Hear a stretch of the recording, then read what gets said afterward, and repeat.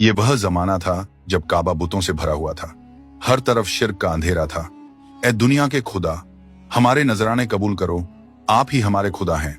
मक्का के सरदार अबू जेल और अबू लहब और कुरैश के बड़े लोग अपनी जिद और तकब्बुर में डूबे हुए थे।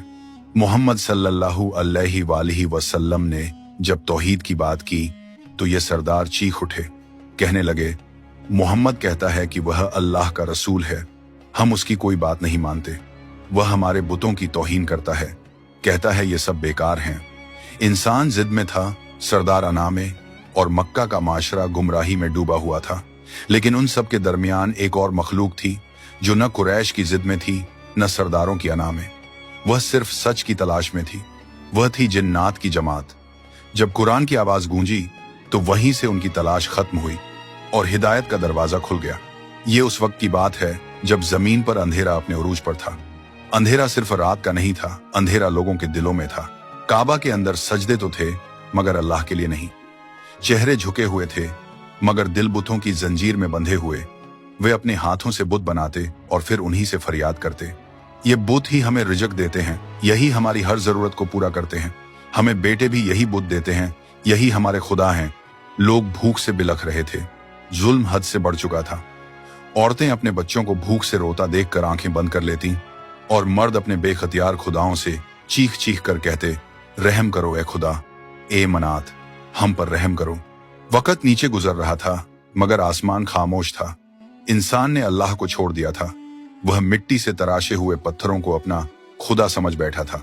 किसी के सामने सोने की जंजीर रखी जाती, किसी के सामने आटे का थैला, किसी के सामने दूध की मश्क, और कोई बुत के चरणों में सोचे समझे बगैर अपनी बेटी कुर्बान कर देता महज उम्मीद पर कि शायद यह खुश हो जाए।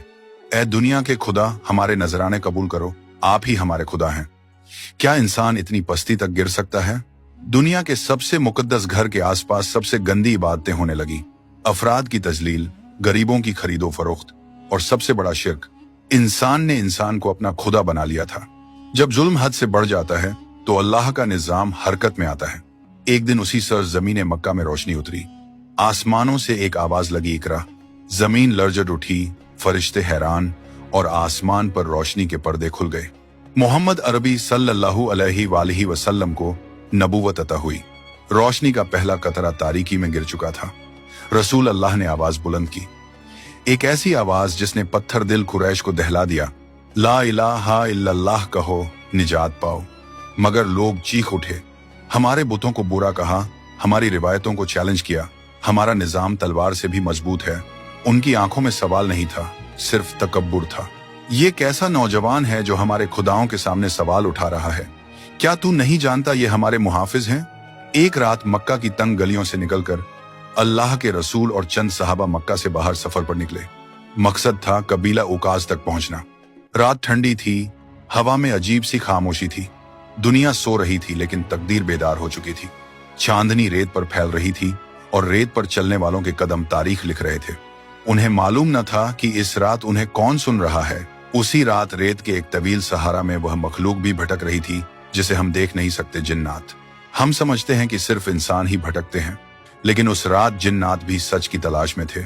वह भटके हुए थे और तलाश में थे कि जमीन पर ऐसा क्या गैर मामूली वाकया हो रहा है जिसकी वजह से आसमानों के दरवाजे बंद कर दिए गए हैं। आसमानों पर पहरे सख्त थे। जो जिन्न फरिश्तों की गुफ्तगू चुराने जाता, आग के शोलों से जलाकर फेंक दिया जाता। हम आसमान से खबर सुनते थे, अब क्यों नहीं सुन पा रहे? क्या जमीन पर कोई नई चीज नाजिल हो रही है? पहले उनके लिए आसमान खुला था। वे ऊपर जाते, फरिश्तों की बातें सुनते और जमीन पर वापस आकर जादूगरों, काहिनों और नुजूमियों को खबरें देते। मगर अब उनके हर रास्ते पर आग के मुहाफिज खड़े थे। आसमान पर एक नया कानून लागू हो चुका था। वह का आगदाज हो चुका था, और जब वह नाजिल होना शुरू होती है तो आसमान के दरवाजे बंद हो जाते हैं और आसमानी राज्यों की हिफाजत बढ़ जाती है। जिन्नात जमा हुए। एक ने कहा, जमीन पर जरूर कोई अजीम वाकया हो रहा है, ऐसा वाकया जिसने हमारी दुनिया बदल दी है। दूसरे ने कहा, हमें जानना होगा, हमें तलाश करनी होगी कि वह कौन है जिसकी वजह से आसमानों के दरवाजे बंद हो गए।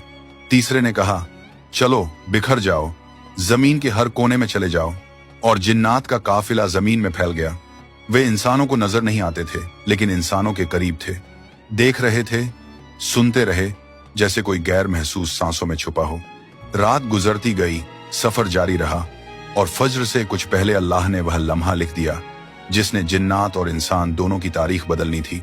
रसूल अल्लाह ने कयाम किया।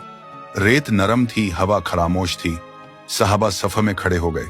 रात और दिन के बीच का लम्हा था खामोशी का, वह लम्हा जहां दुआ सांसों से भी ज्यादा आहिस्ता निकलती है। नबी अलैहिस्सलाम ने नमाज शुरू की।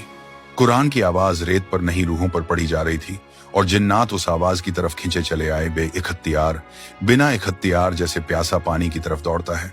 ये आवाज कोई आम आवाज नहीं थी, ये अल्फाज कोई आम अल्फाज नहीं थे। यह कलाम कायनात के खलालिक का कलाम था। जिन्नात लर्ज गए, उनकी दुनिया रुक गई, उनकी सांसें थम गईं। यह कौन सा कलाम है? यह दिल को क्यों काट रहा है? यह कलाम किसी इंसान का नहीं हो सकता, जरूर यह आसमान से उतारा गया कलाम है। जिन्नात की तारीख में पहली मर्तबा वे बेबस थे। वे समझ नहीं पा रहे थे कि आखिर वह कौन सी ताकत है जो उन्हें रोक रही है, वह कौन सा राज है जो आसमान महफूज कर रहा है, और सबसे बढ़कर वह कौन है जिसकी आमद से पहले आसमान की छत पर इतनी सख्त पहरेदारी लगा दी गई है। आखिर कौन सा नूर जमीन पर उतरने वाला है जिससे शैतान और जिन्नात की दुनिया लर्ज गई है? यह कैसी आवाज है? यह आसमान जैसी क्यों लगती है?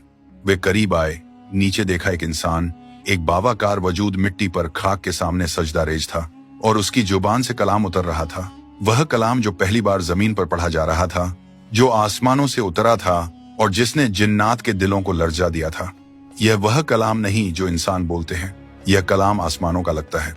उसी रात जिन्नात को जवाब मिल गया कि आसमान क्यों बंद हुआ था, आग का पहरा क्यों लगाया गया था, सितारे क्यों जलने लगे थे, क्योंकि मोहम्मद सल्लल्लाहु अलैहि वसल्लम पर वही उतर चुकी थी। जिन्नात के कदम जमी हुई रेत पर जैसे पत्थर बन गए थे, उनके वजूद से साकित सांसें जैसे किसी ने छीन ली हों। सहरा के गहरे अंधेरे में वह नूरानी अल्फाज बह रहे थे जो पत्थरों को नरम कर देते हैं, दिलों की जंजीरों को तोड़ देते हैं, और जिन्नात की तारीख हमेशा के लिए बदल देने वाले थे। वे जिन्न जो हजारों साल तक आसमान से राज्य चुरा कर लाते, पहली बार जमीन पर एक ऐसी चीज सुन रहे थे जो राज नहीं थी, हकीकत थी, नूर थी, रोशनी थी, पाकिजगी थी, और वह सब कुछ जो उन्होंने कभी महसूस ही नहीं किया था। कुरान की एक एक आयत जिन्नात के दिलों में दाखिल होती गई। वे पीछे हटना चाहते थे, मगर उनके कदम जैसे जमीन ने पकड़ लिए हों। फिर जिन्नात बोल उठे, हमने ऐसा कलाम कभी नहीं सुना, न आसमान पर और न जमीन पर।